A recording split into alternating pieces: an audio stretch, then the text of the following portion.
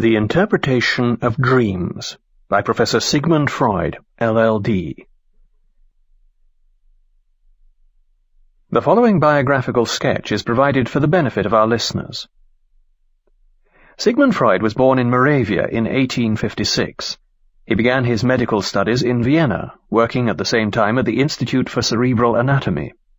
Freud soon began studying the structure, nature, and diseases of the human mind. His Interpretation of Dreams was published in 1900, followed by On to the Unconscious in 1905, Totem and Taboo in 1909, The Ego and the Id in 1923, and Moses and Monotheism in 1939. Few other men left so deep and lasting an impression on the 20th century. Introductory Remarks.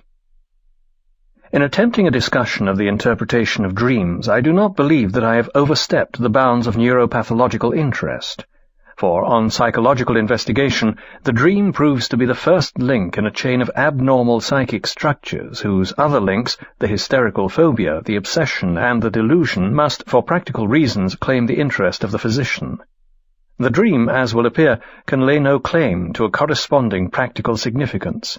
Its theoretical value as a paradigm is, however, all the greater, and one who cannot explain the origin of the dream pictures will strive in vain to understand the phobias, obsessive and delusional ideas, and likewise their therapeutic importance. But this relation to which our subject owes its importance is responsible also for the deficiencies in the work before us.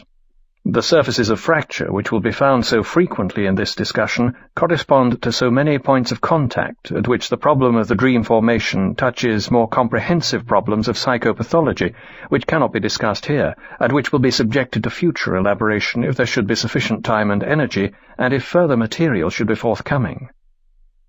Peculiarities in the material I have used to elucidate the interpretation of dreams have rendered this publication difficult. From the work itself it will appear why all dreams related in the literature or collected by others had to remain useless for my purpose. For examples, I had to choose between my own dreams and those of my patients who were under psychoanalytic treatment.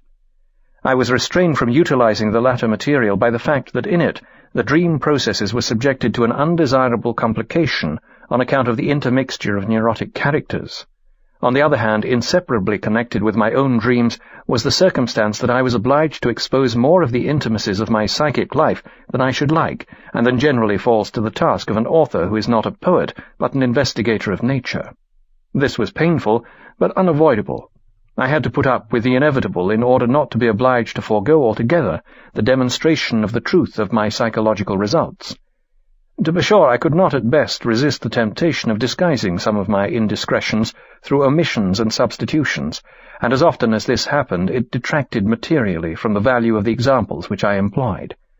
I can only express the hope that the reader of this work, putting himself in my difficult position, will show forbearance, and also that all persons who are inclined to take offence at any of the dreams reported will concede freedom of thought at least to the dream life. Preface to the second edition. If there has arisen a demand for a second edition of this rather difficult book before the end of the first decade, I owe no gratitude to the interest of the professional circles to whom I appealed in the preceding sentences.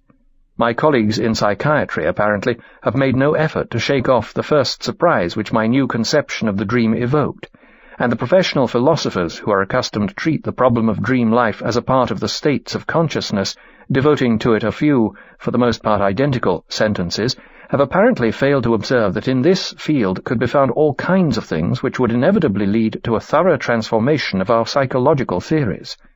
The behavior of the scientific critics could only justify the expectation that this work of mine was destined to be buried in oblivion, and the small troop of brave pupils who